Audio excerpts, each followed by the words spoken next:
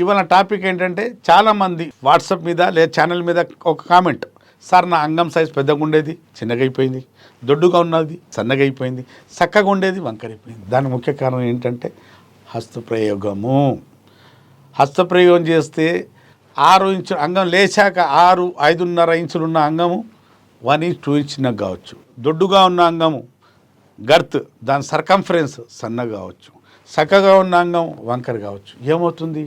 Muscle cellular degeneration మొదలవుతుంది. అంగం వైపు రక్త ప్రసరణ, అంగం బాగా రాపిడి, ఇలా బాగా రాపిడి చేసే వరకు లోపడున్న ఎండోథెలియల్ టిష్యూస్, లోపడున్న రక్తనాళాలు, ఆ మజల్స్ అన్నీ కుచించుకుపోయి అంగం చిన్నగా అవ్వచ్చు. కాటన్ బట్ట నీళ్ళలో వేస్తే ఎలా సింక్ అవుతుంది, చిన్నగా అయిపోతుందో అంగం అలా చిన్నగా అవుతుంది. దొడ్డుగా ఉన్న అంగం సన్నగా అవుతుంది.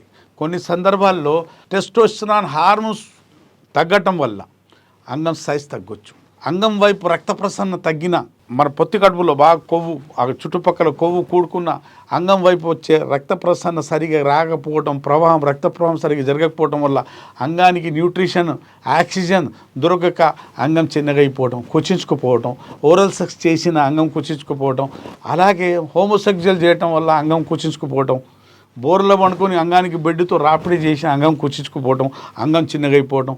అంగం సైజ్ ఎందుకు తగ్గింది అని డాక్టర్